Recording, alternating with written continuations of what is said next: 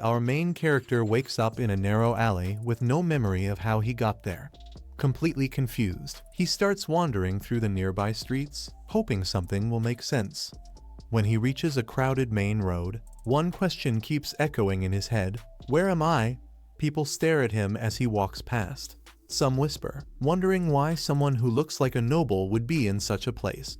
Others suspect he might be hiding his true identity. Soon, the protagonist realizes something strange. He understands the language everyone is speaking. Even so, many of their comments confuse him. At one point, he casually approaches a fruit stall. The vendor and a woman buying fruit freeze in panic, but the albino simply greets them politely and walks away like nothing happened. The country also feels massive, yet he has no idea where it is. After walking for a long time, eventually, he spots a group wearing armor and carrying swords, talking about a labyrinth. He assumes they're mercenaries, unaware that the country may be on the brink of war. Needing information, he decides to sell one of his belongings. That's when he finds an appraisal shop and steps inside. The shopkeeper welcomes him, but immediately becomes tense after noticing his noble-looking appearance. Calm as ever, the albino greets him and asks if the shop is open. The seller says yes, though he secretly wonders why a noble has entered his humble store. Without hesitation, the albino says he wants to sell something. The shopkeeper explains he needs to examine the item first. The protagonist places his sword on the table and casually looks around. His eyes stop on a map hanging on the wall, one he doesn't recognize at all. The shopkeeper comments on how impressive the sword is, noting that its design is unlike anything he's ever seen. Realizing he spoke too freely, he quickly apologizes. The protagonist reassures him, saying he's not the type to get angry over a compliment. When asked about the price, the seller confidently offers 200 gold coins. The albino agrees, and moments later, a pile of coins appears on the table. He thanks the shopkeeper, then asks if there's a proper way to store so much money. The seller shows him several wallet options.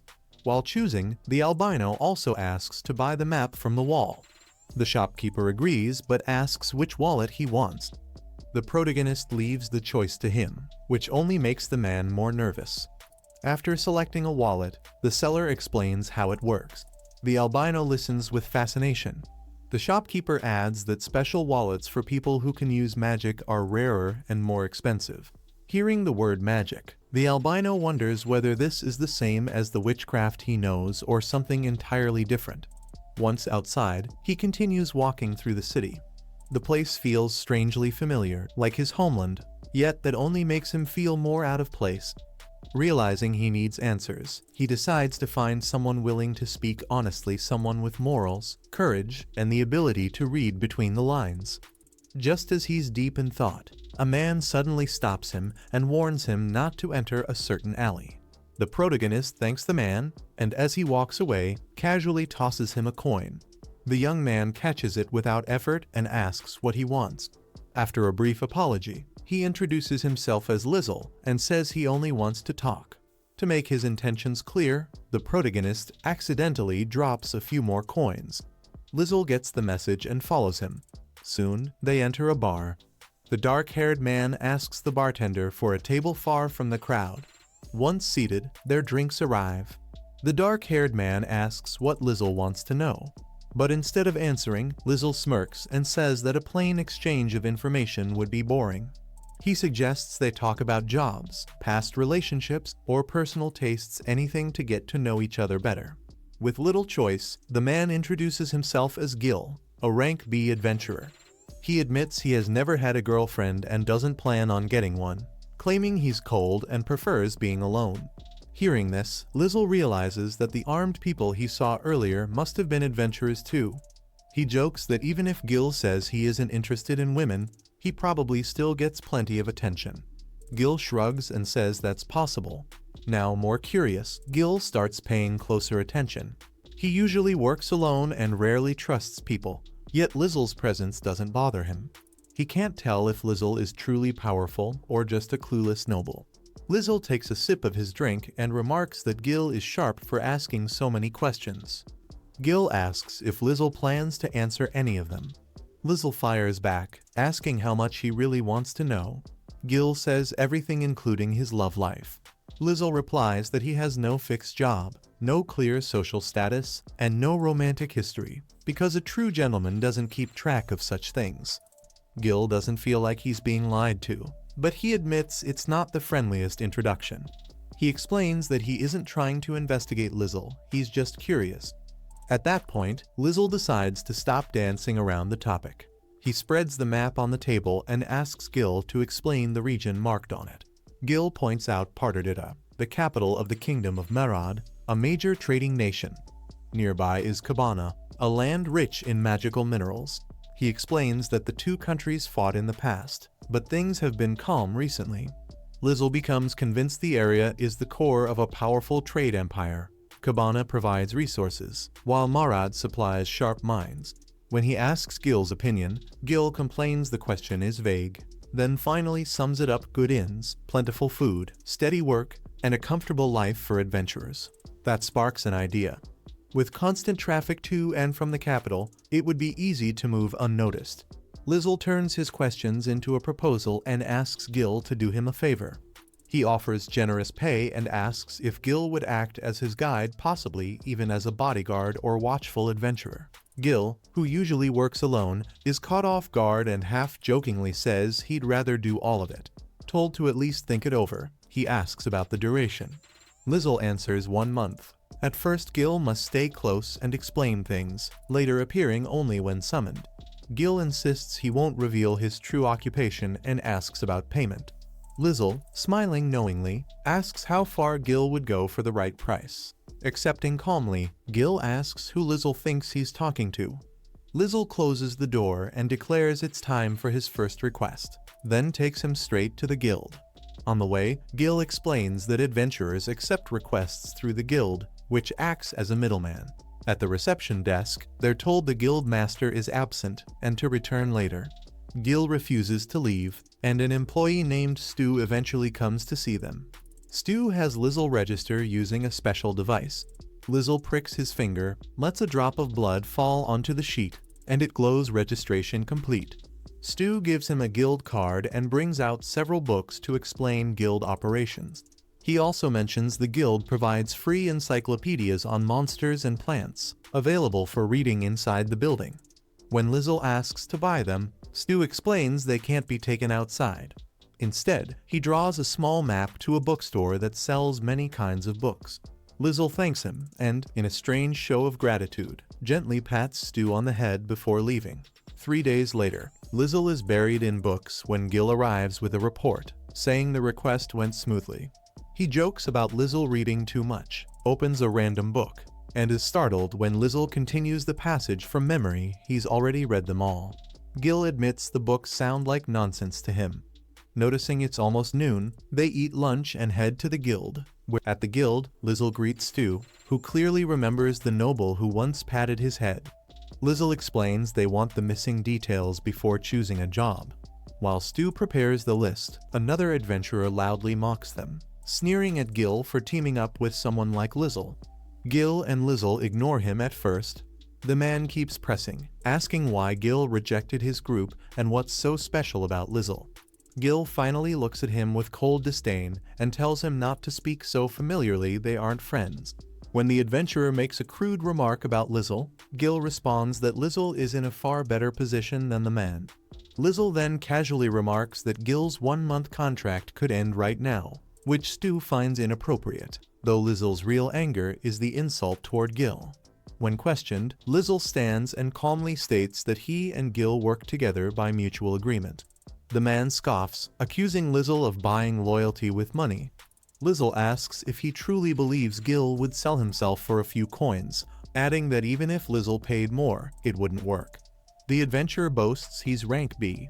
Lizzle politely congratulates him, then adds it's troubling that someone like him would compare himself to something that clearly belongs to Lizzle, meaning Gil. Enraged, the adventurer draws his sword and attacks. Stu prepares to intervene, but Gil moves first, blocks the strike, snaps the sword in half, and kicks the man into the wall. Seeing Stu about to cast a spell, Lizzle grabs his wrist and reminds him guild staff can't interfere unless arbitration is requested. Lizzle pays for the wall damage, suggests postponing guild business, and leaves with Gil. Back at their lodgings, Gil pours a drink, reflecting on how he protected Lizzle on instinct and on Lizzle's words, especially that he belonged to him. Gil laughs softly to himself and mutters that he isn't even Lizzle's knight. The next morning, Lizzle and Gil are having breakfast when the captain of the knights suddenly storms into the inn. He accuses someone there of pretending to be a noble. The innkeeper takes offense, but the captain insists on inspecting the guests. His eyes land on Lizzle calmly sipping tea and he freezes.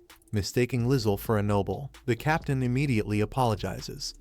Gil, quickly clarifying, says Lizzle is just an adventurer. The captain refuses to believe it and flat out calls her a liar. Later, Lizzle and Gil head into the forest for work. Lizzle says he hopes to learn from Gil, but Gil tells him to stop talking like that. No one would believe he's an adventurer. Lizzle agrees and asks to be taught properly, though Gil remarks that even that sounds odd. Gil points out a prairie rat monster and explains they need to kill 10 to complete the mission, warning that the creatures are fast. Lizzle ignores the warning, summons a magical weapon, and instantly kills one. Gil scolds him for scaring people again. Lizzle apologizes and asks if Gil was frightened.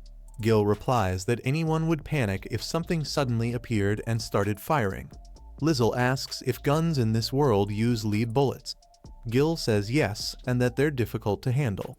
Lizzle explains his gun uses magic bullets, proving it by shooting himself without taking damage, then killing 2 more rats. They finish the mission and return to the guild. They accept a new request to collect items up to the 5th level of a labyrinth for a collector. The quest requires an appraisal certificate and pays 10 silver coins. Gil says their rank is perfect for it. While registering, Lizzle asks Stu whether any item will do. Stu confirms that anything found exclusively in the labyrinth counts. Lizzle asks about the other adventurers. Stu explains that a newly discovered labyrinth is causing trouble not because of monsters, but because of complex riddles. Gil realizes they're competing for the first clear bonus, which also affects rank. Stu suggests Lizzle take a look at the cryptograms carved into the tables. Gil refuses, saying they already have a plan. Lizzle briefly glances anyway and quietly tells a blonde adventurer that the symbols are numbers from an ancient language, arranged perfectly. He leaves the man completely confused. As they walk through the forest again, Lizzle can't stop thinking about the ancient letters. He knows them far too well and wonders whether this world is connected to his past or his present. They reach the labyrinth and enter.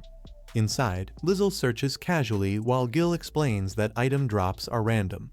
Lizzle asks about the boss, and Gil says it exists but is weak.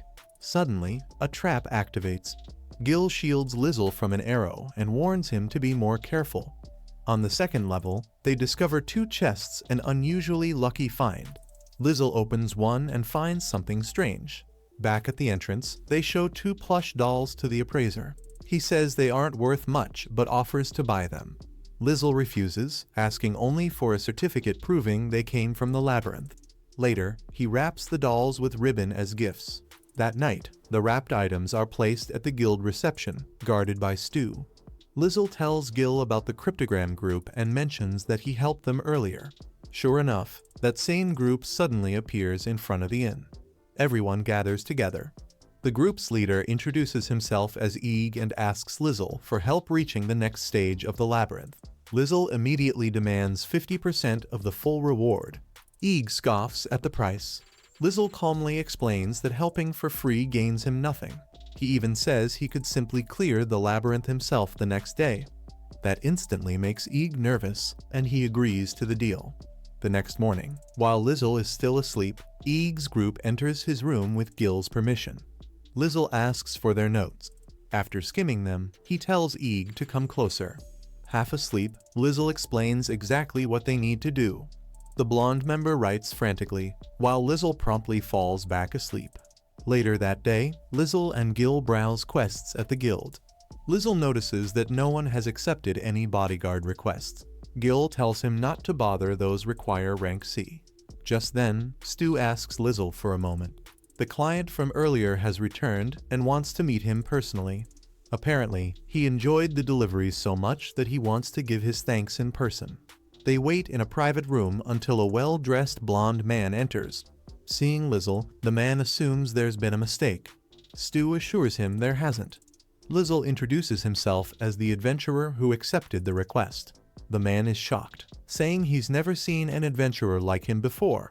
He introduces himself as Ray of Viscount and the head of the military police. Ray thanks Lizzle for allowing him to experience such a beautifully wrapped gift. He takes a sip of tea, places a gold coin on the table, and tells Lizzle to accept it as payment for the joy he felt. Lizzle calmly sets his teacup on top of the coin and accepts. Ray smiles, stands, and offers a handshake, saying he hopes they can get along. Lizzle says it feels like too much for a rank F adventurer. Ray corrects him this isn't professional. He wants to be friends on a personal level. Lizzle agrees. Before leaving, Ray invites Lizzle to visit his home someday to see his collection. Once alone, Lizzle tells Gil that the meeting likely cleared Ray's suspicions. When Gil asks how he's so sure, Lizzle taps his chest and says he checked him before he left. Later, we see Ray staring at his own hand. Lizzle never panicked, not even once.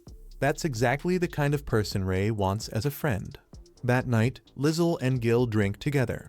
Lizzle mentions that Eeg's group cleared the labyrinth first, meaning he still earned a solid profit. He asks if the money he made is considered a lot. Gil says it's enough to buy gear above Lizzle's rank. Lizzle asks why Gil is only rank B. Gil says he prefers working alone, but Lizzle doesn't fully believe him. The guild staff explains that rank A adventurers often deal with nobles and are expected to act like them. Gil finds that unbearable. Lizzle understands. He hands Gil his monthly pay, plus extra savings, asking him to help again whenever needed. As Lizzle reaches for his drink, Gil grabs his arm, spilling it. Lizzle politely asks him to let go, saying he doesn't want to give orders or bind him. Gil grabs Lizzle by the collar and makes it clear. Staying is his own choice because he wants to. Lizzle shouldn't interfere. He returns the money and says his only condition is that Lizzle doesn't bore him. Lizzle smiles and promises to do his best. The next day, Lizzle and Gil are riding in a carriage. Gil notices how overly polite the driver is and guesses he probably mistook Lizzle for a noble again. Honestly, he doesn't blame him, they are heading to a mansion after all. This leads into a short flashback from earlier that day. While Lizzle and Gil were at the guild, two adventurers were gossiping about whether Stockada really formed a new party, and yep, it's true. As Stud fills out the paperwork, he asks Lizzle if he's sure about this decision. Lizzle fires back by asking if Stud has a problem with it. Stud says no, but warns him not to put Gil in danger just because he's no longer his bodyguard. Gil pretends not to understand, so Stud grabs Lizzle's wrist and shows the mark Gil left there. Lizzle jokes that Gil must have cried so hard he couldn't let him go. After handing over Lizzle's new ID, Stud gives him something extra, a letter. Lizzle immediately realizes it's from a noble and sarcastically wonders if this counts as abuse of power. Stud explains that since it's a personal letter, they can't refuse it. The letter turns out to be an invitation to the noble's mansion to see his prized art collection. Curious especially about labyrinth-related items, Lizzle decides to go. Stud even tells them they can use the Central District's carriage service and that the Viscount will definitely receive them today. Back in the present, a butler welcomes them into the mansion. Lizzle is stunned by the number of paintings lining the walls, especially one of a green dragon that grabs his attention. Soon, Ray appears, thanking them for coming and asking them to treat him like a friend instead of a noble. Lizzle tries, but stays stiff and formal. Gil, on the other hand, casually calls Ray annoying, somehow pulling it off naturally. As they tour the collection, Lizzle asks if the paintings depict real people and labyrinth artifacts. Ray confirms they do, calling them records of the labyrinth. Gil bluntly says adventurers usually toss those items away, even if they're valuable. Ray sadly agrees, explaining that some are worth more than jewels. He even shows paintings of powerful adventurers, mysterious bosses, and one of Lizzle and Gil themselves. Lizzle compliments how cool Gil looks. Gil tells him to shut up. Ray casually mentions the painting cost a fortune.